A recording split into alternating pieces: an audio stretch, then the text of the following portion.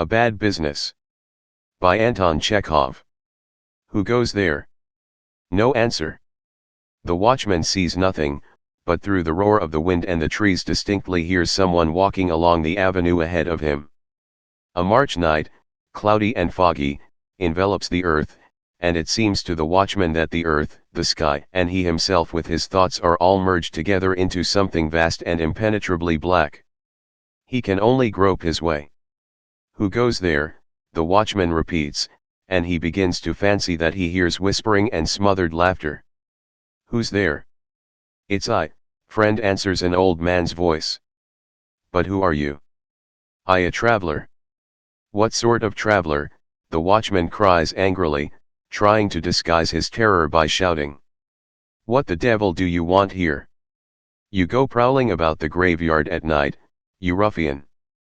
You don't say it's a graveyard here. Why, what else? Of course it's the graveyard. Don't you see it is? Oh oh oh. Queen of Heaven, there is a sound of an old man sighing. I see nothing, my good soul, nothing. Oh, the darkness, the darkness. You can't see your hand before your face, it is dark, friend. Oh oh oh. But who are you? I am a pilgrim, friend, a wandering man.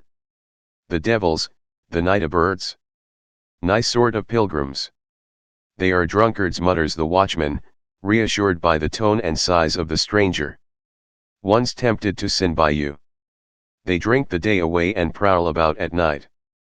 But I fancy I heard you were not alone, it sounded like 2 or 3 of you. I am alone, friend, alone. Quite alone. Oh oh oh, our sins. The watchman stumbles up against the man and stops.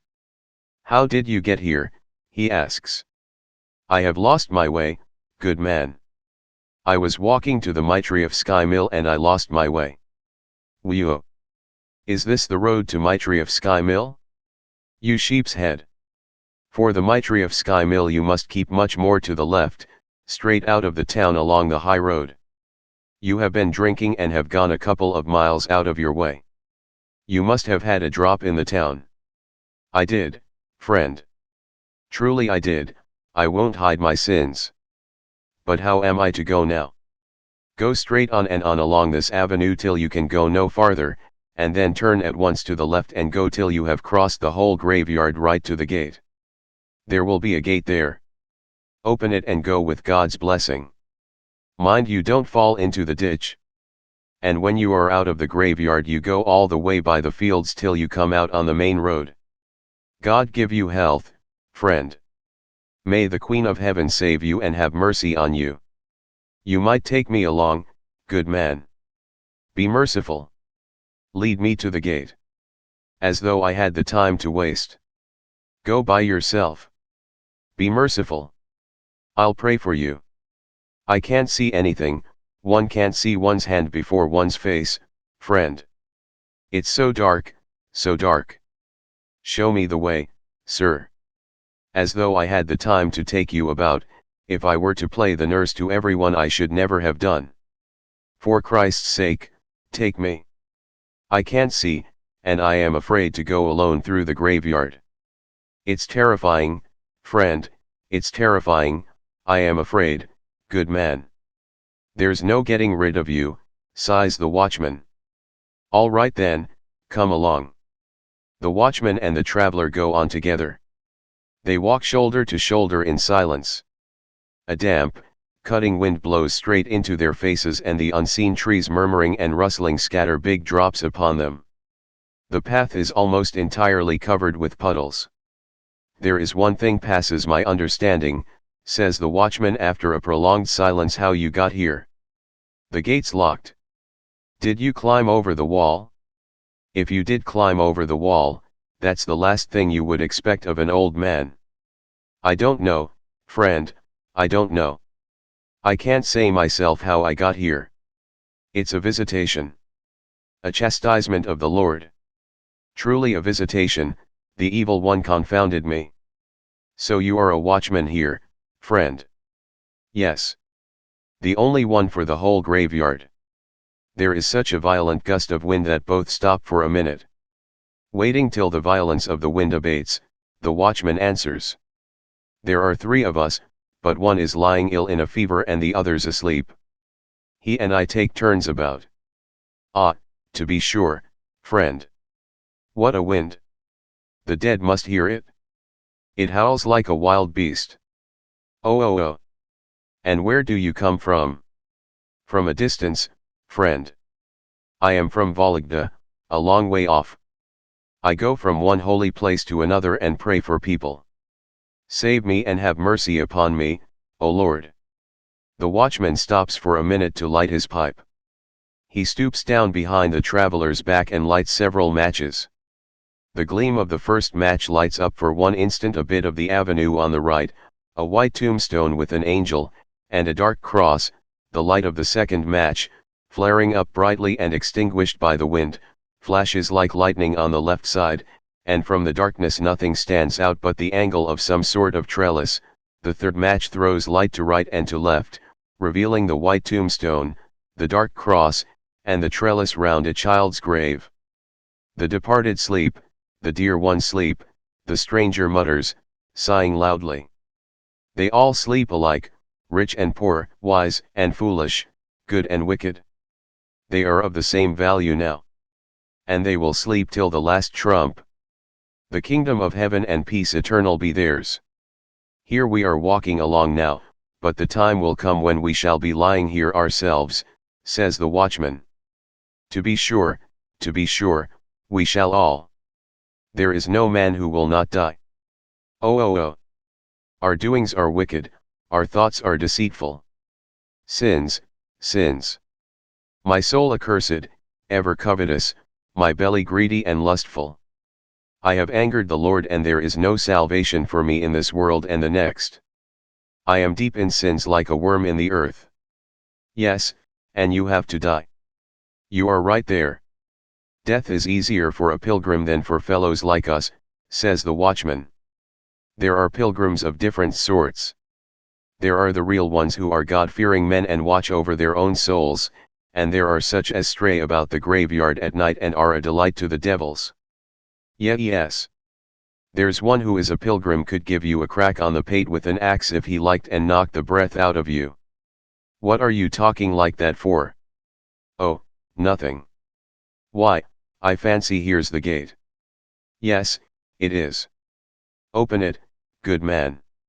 The watchman, feeling his way, opens the gate, leads the pilgrim out by the sleeve, and says, "Here's the end of the graveyard. Now you must keep on through the open fields till you get to the main road. Only close here there will be the boundary ditch, don't fall in. And when you come out onto the road, turn to the right, and keep on till you reach the mill." Oh oh oh, sighs the pilgrim after a pause, and now I am thinking that I have no cause to go to Mitrievsky Mill. Why the devil should I go there? I had better stay a bit with you here, sir. What do you want to stay with me for? Oh, it's merrier with you. So you've found a merry companion, have you?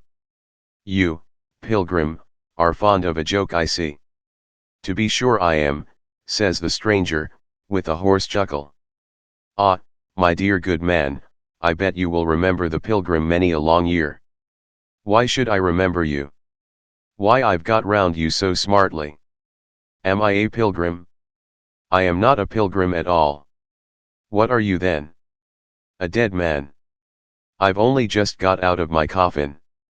Do you remember Gubaryev, the locksmith, who hanged himself in Carnival week? Well, I am Gubaryev himself. Tell us something else. The watchman does not believe him, but he feels all over such a cold, oppressive terror that he starts off and begins hurriedly feeling for the gate. Stop, where are you off to? Says the stranger, clutching him by the arm. Aie, what a fellow you are. How can you leave me all alone? Let go, cries the watchman, trying to pull his arm away. Stop! I bid you stop and you stop. Don't struggle, you dirty dog. If you want to stay among the living, stop and hold your tongue till I tell you. It's only that I don't care to spill blood, or you would have been a dead man long ago, you scurvy rascal. Stop. The watchman's knees give way under him. In his terror he shuts his eyes, and trembling all over huddles close to the wall. He would like to call out, but he knows his cries would not reach any living thing. The stranger stands beside him and holds him by the arm. 3 minutes pass in silence. One's in a fever, another's asleep, and the third is seeing pilgrims on their way, mutters the stranger. Capital watchmen, they are worth their salary. Yes, brother, thieves have always been cleverer than watchmen. Stand still, don't stir. 5 minutes, 10 minutes pass in silence. All at once the wind brings the sound of a whistle. Well, now you can go, says the stranger, releasing the watchman's arm. Go and thank God you are alive. The stranger gives a whistle too, runs away from the gate, and the watchman hears him leap over the ditch. With a foreboding of something very dreadful in his heart, the watchman, still trembling with terror, opens the gate irresolutely and runs back with his eyes shut. At the turning into the main avenue he hears hurried footsteps, and someone asks him, in a hissing voice, "Is that you, Timofey? Where is Mitka?" And after running the whole length of the main avenue he notices a little dim light in the darkness. The nearer he gets to the light the more frightened he is and the stronger his foreboding of evil. It looks as though the light were in the church, he thinks. And how can it have come there? Save me and have mercy on me, Queen of Heaven. And that it is. The watchman stands for a minute before the broken window and looks with horror towards the altar. A little wax candle which the thieves had forgotten to put out flickers in the wind that bursts in at the window and throws dim red patches of light on the vestments flung about and a cupboard overturned on the floor, on numerous footprints near the high altar and the altar of offerings. A little time passes and the howling wind sends floating over the churchyard the hurried uneven clangs of the alarm bell.